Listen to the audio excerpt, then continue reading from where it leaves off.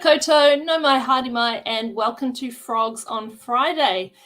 Special thank you to Kirsty Hennigan, who's been running the show for me over the last couple of weeks, while I have been lucky enough to be on holiday.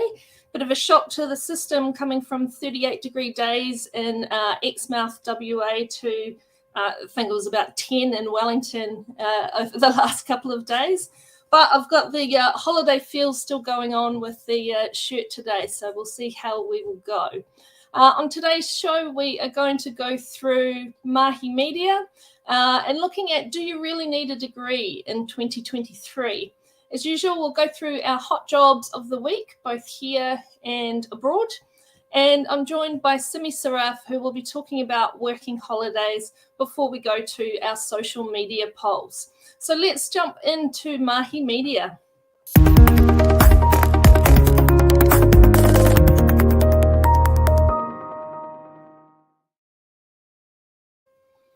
All right, so we're looking at, do you really need a degree in 2023? And again, a big shout out to Vicky Walton for doing an excellent job on an interview with Stuff's Newsable podcast. Now, I guess to answer this question, if we go back to my high school days, which may be a few years ago, I think then there was really a big pressure to go to uni and that feeling that you need a degree to get the best jobs, even if you weren't going to directly use that qualification. So a shout out to all the other BA grads there who got the Bachelor of Arts and then kind of stored it away or put the certificate, the degree on the wall and haven't used it much since. I think there's definitely been a big change since that time. So now, and particularly in this market where, as you know, it's extremely candidate short, employers are a lot more open to a range of different educational backgrounds. And often it's that practical experience or the soft skills that are valued most. More of a focus on what you can bring to the job and the culture of the company over just having the right piece of paper. So that's great news for job seekers. And really, I guess the advice is to look at where the best opportunities are for you and what pathway is going to give you the best chance of success. So one thing to do is to look at where there are key shortages. So I know the staff shortages are pretty much across the board, but there are some areas where you don't need require a degree, but perhaps just more specialised training. So the likes of trades, aged care, agriculture, and not to exclude the office-based jobs as well. So don't assume that you need a degree. So recruitment consultants, for example, we love to look at people from all types of different backgrounds and don't need a degree for that one. So it's going to be interesting to see how good employers and different industries are that don't require tertiary qualifications, how good a job they do of showcasing their career opportunities and attracting job seekers down perhaps a different pathway. So now let's check out some of our hot jobs of the week.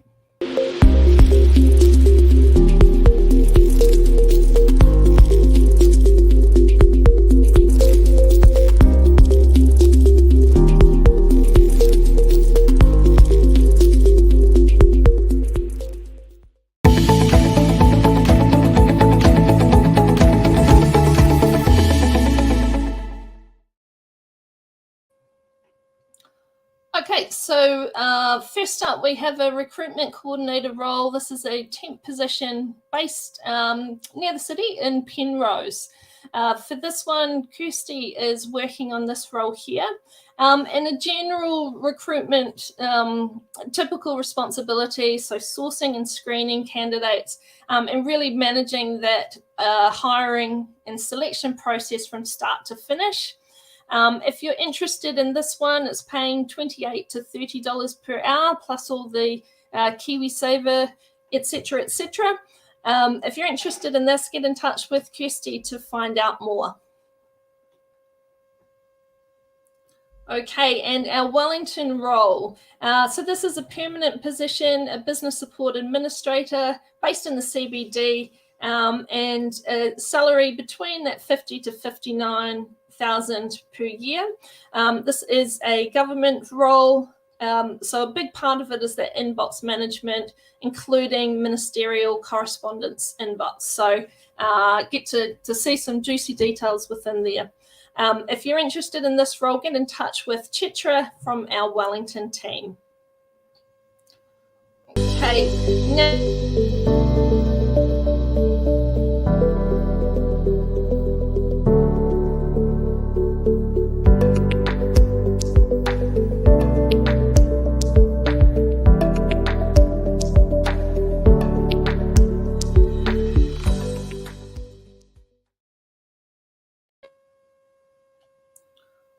all right, so some of the jobs from further afield. So for London and South East, the social worker role. So this, it looks like a temporary or contract position.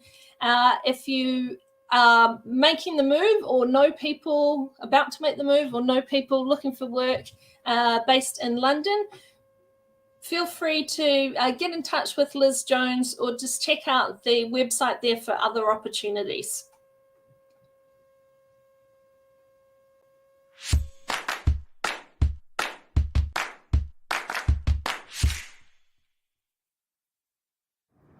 I am currently recruiting for a global medical devices company. They are in the lookout for someone to join their logistic team in their warehouse full-time hours on a temporary basis. Your day-to-day responsibility for this role will include efficiently picking and packing medical device, keeping accurate record on the ERP system, and a part of this role also involved being on the phone liaising with hospital staff and sales representative about deliveries of those devices. To be considered for this role, you don't have to have any specific experience, although the client would love someone with some pick and pack experience if possible, but you will need to have a general interest degree in health or biomedical engineering, to have exceptional communication skills and high level of motivation. You also need to pay strong attention to details. The devices are expensive and require focus. This is a Monday to Friday office hour job. If it sounds like you, please apply today, or you can give me a call on 0861606205.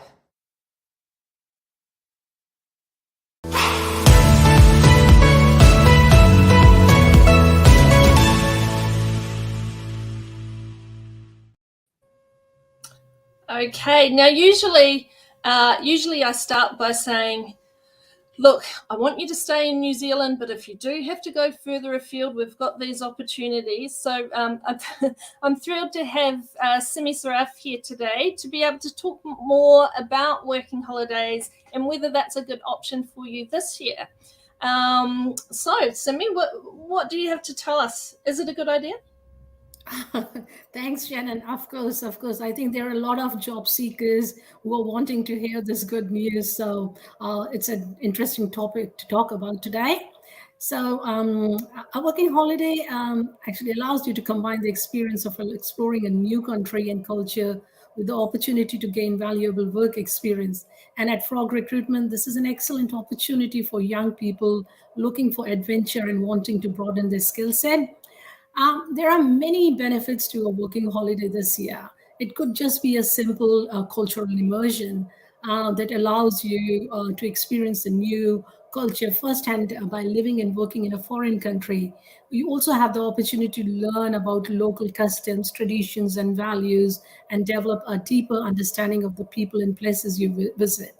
It could just be a personal growth and development for some. It can be a challenging experience that pushes you out of your comfort zone and helps you develop new skills and capabilities. A lot of people who would like to hear would be a good career advancement for them, because this is a great way to gain international work experience and develop your professional skills. This experience can make you more competitive in the job market and open up new career opportunities in the future. And above all, who doesn't like travel? So this is an opportunity to explore a new country and visit new places during your free time. And this can also be a great way to see the world and create lifelong memories. So if you are wanting more resources, please visit our website www.frogrecruitment.co.nz for some great blogs about where to start. Good luck. Excellent. And have you worked overseas, Simi?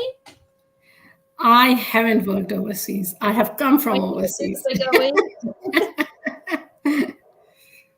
No, I did my, again, showing my age a bit today. So many years ago, I did the big OE and did my working holiday in the UK.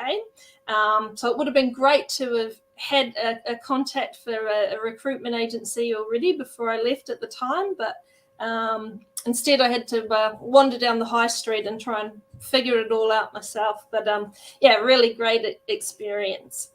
All right. So as I said, we also have, obviously, we have the branches across Australia and now in the UK in London. So if you are planning on making a move, be sure to check out those tips that Simi referred to. And also just to talk to the team and to line up that connection for someone you know already and an agency to support you in your travels. But yes, as you said, Simi, best of all, have fun, enjoy yourself. It'll be great.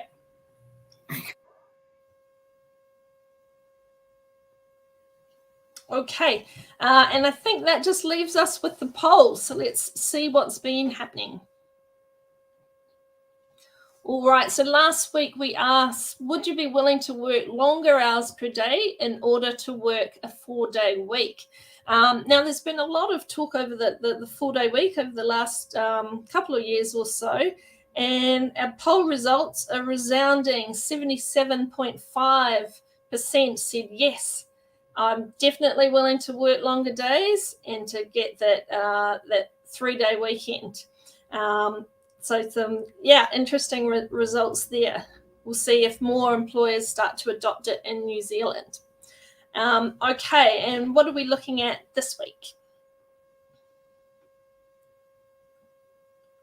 All right, so are you considering, obviously we're talking about working holidays, so are you considering taking a working holiday this year? So again, I know I've been talking about, it's a long time now. We've had the borders reopened for a while, and I know that many have been itching to get abroad. So interested to see how many are going to take up that opportunity this year. Okay, now that wraps things up for the show today. I will be back. The holidays are done now for a long while. So I will be back. Actually, it's at Easter next week. Maybe I won't be back next week, but the next show I'll be back. Look forward to seeing you there. Ngā mihi nui.